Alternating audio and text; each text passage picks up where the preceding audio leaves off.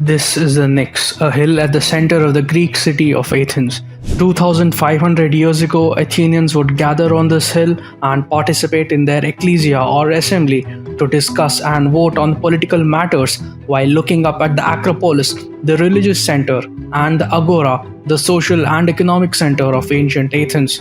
It is often said that democracy first developed in Athens and Greece, with even the word democracy derived from the Greek demos meaning people and kratos meaning rule. This makes the hill one of the earliest and most important sites in the creation of democracy. But is Athens truly the birthplace of democracy? Why did no other civilizations like India, for instance, develop a democratic style of government where people could elect their leaders and vote on issues? If there was no democracy in India prior to 1947, did the British really give us the gift of democracy? To answer these questions and more, let's travel back to 6th century BC India, the age of the Mahajanapadas. Apart from monarchy, one particular type of government that emerged at the time was the concept of a republic. These republics were called Gana or Sangha in Sanskrit. The term Gana is much older and even appears in the Vedic literature. There are also references to assemblies called sabhas and samitis, highlighting the importance of collective decision making in ancient Indian society.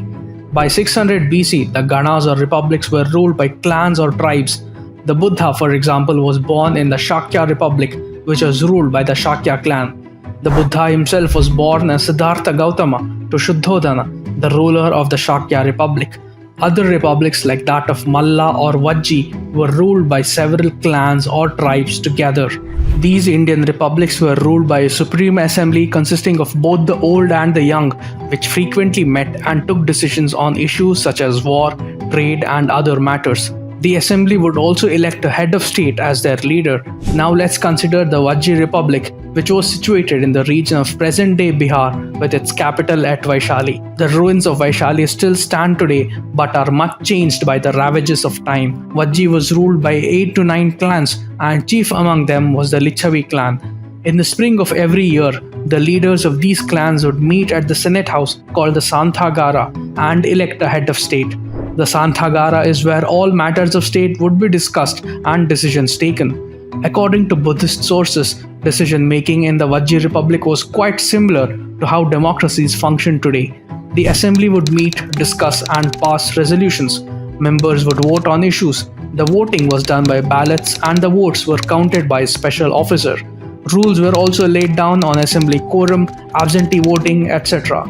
Complicated questions were referred to committees.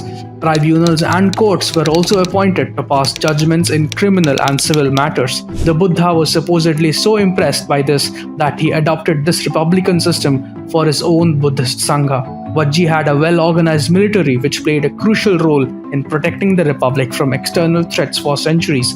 While the Magadhan Empire eventually absorbed the Vajji Republic, this was possible only after years of warfare. Despite the end of the Vajji Republic, strains of democracy survived in India for centuries. The Arjunayana and Yaudhaya republics of northwestern India were powerful republics that were absorbed into the Gupta Empire centuries later. Village assemblies known as sabhas or grama sabhas played a vital role in democratic governance at the grassroots level throughout Indian history. So when India gained independence from British rule in 1947, India was no stranger to democracy. While Greece may be the mother of democracy in the West, India too had developed a democratic setup to rival that of Athens, and it certainly wasn't a gift from the British.